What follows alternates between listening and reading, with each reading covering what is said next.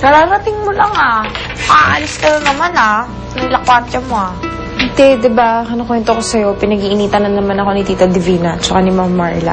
Baka hindi na lang ako payagan dumalo kay Itay bukas, kaya ngayon na lang ako alis. Speaking of the mag-inang lamang lupa, nakita ko may kasama silang lalaki kanina. At hindi lang basta lalaki.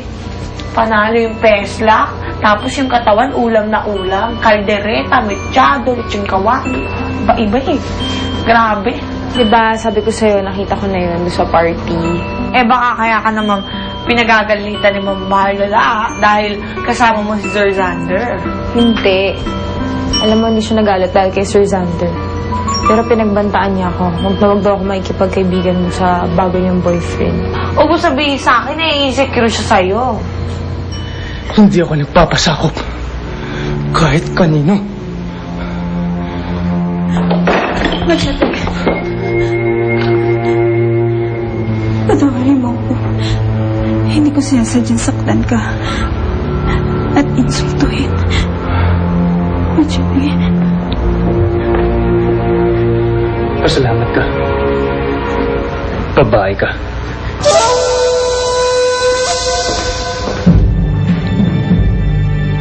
Hindi. Ang ingay. Ang ingay mo naman. Aba. Sige na, umalis ka na. Siguraduhin mo lang babalik ka ng umagang-umaga. Oo, babalik ako. Parang di mo abutan yung mga terorista mag-ina. Sige na, umalis ka na. Salamat. Oo, umalis ka na. Oo, naaray ko. Sakit na ako. Mag-ingat ka, Hoy! Pagbuksan mo akong pinto, Oo. Aalis ka?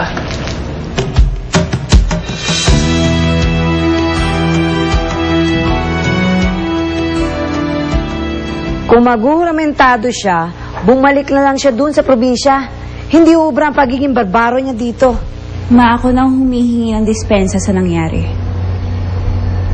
Hindi lang kami nagkaintindihan. Ibang klase rin kayo mag-LQ ng boyfriend mo. Nagbabalibag ng gamit. Don't worry, Ma. Hindi na mauulit. Aayusin namin ang problema. Anong ginagawa mo sa tahanan na ito? Dito ako nakatira. Amo ko si Tita Divina at saka si Ma'am Marla. Kasambahay ako dito. Kasambahay? Anong ibig mo sabihin na amo mo sila? Hindi mo alam yung kasambahay? Ibig sabihin yung trabaho ko, pinagsisilbihan ko si Tita Divina at saka si Ma'am Marla. Utusan? Oo. Naunawaan ko na. Bakit ganyan ka magsalita? Saan ba probinsya mo? Sa malayong lugar. Tsaka, nakalimutan mo yata magdamit. Lamig pa naman, no? Sige, mauna na ako. Saan ka patungo? Punta akong ospital. Nandun kasi yung tatay ko, Dadalawin ko siya. Sige, mauna na ako. Maaari bang sumama sa'yo? Nais ko siya nang makakita ng ospital. Huwag ka na sumama. Mag-aaksaya ka ng oras doon. Sige,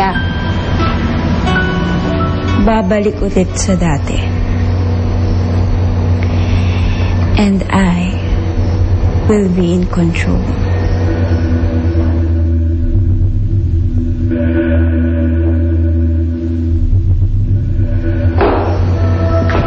You better. Dahil once na kumawala siya sa'yo, malalaman ng buong mundo ang sekreto niya. That he's a freak.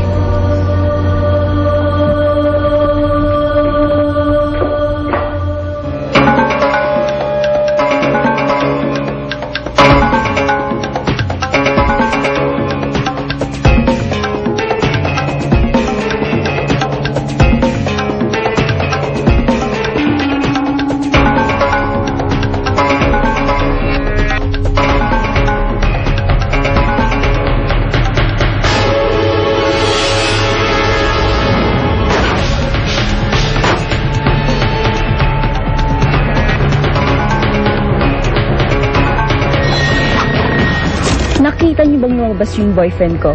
Nakita ko po lumabas si Rosella. Sinundan po siya ng isang lalaki. Guwapo, moreno. Siya nga yun. Pero bakit kasama niya si Rosella? Hindi ko alam kung paano ako napadpad dito. Ang alam ko lang, may hinahanap ako. Isang babae. ang aking tadhana. Nagliliwanag na. Kailangan ka na umuwi. Ako rin. Kailangan ko na umalis. Tara na! Will you please relax? Paano kung magre-relax? Hindi pwedeng malaman ni Rosella ang lihim ni Machete. Ano nangyayari sa'yo? Isa lang ba elevator dito? Ako, nasira po kasi yung isang elevator ngayon lang. Uy, ano ba? Ano nangyari sa'yo? May kailangan ka malaman sa akin.